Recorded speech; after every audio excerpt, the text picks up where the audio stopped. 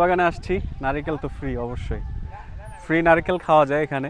যদি অনেক নারিকেল গাছ সারি সারি, নারিকেল পারতেছে ওই দিক থেকে।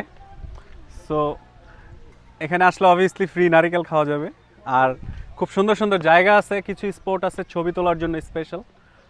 দোলনা আছে অনেকগুলা, একটা পিয়ানোর প্লেস আছে ওইখানেও এই নেচার নিয়ে একটা মানে ছবি তোলা যায়। এই জিনিসটা যদি দেখাই, এটা হচ্ছে পাখির বাসা, কিন্তু ছবি তোলার জন্য ওই পাশ থেকে একটা সুন্দর ভিউ আছে। আর আপনারা চাইলে এখান থেকে খুব সুন্দর করে ছবি তুলতে পারেন।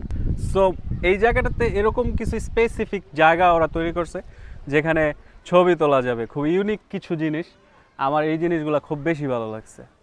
সো আপনারা যারা আসবেন তারা খুব সুন্দর ছবি তুলতে পারবেন। আর এখানকার ন্যাচারাল যে ভিউ, আমার কাছে তো মনে হইতেছে একটা স্বপ্নের মতো, খুব সুন্দর জায়গাটা। আর এটা ফরেনারদের জন্য হচ্ছে 18 টাকা টিকিট, এটা অর্থ ইট।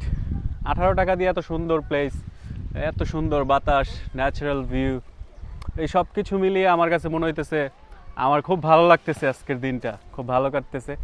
পেনাং আইসা আমার কাছে মনে হইলো যে অর্থ ইট। আমরা যদিও কোয়ালালামপুরে থাকি, কোয়ালালামপুর থেকে এখানে আসতে মোটামুটি 5 ঘন্টার একটা জার্নি।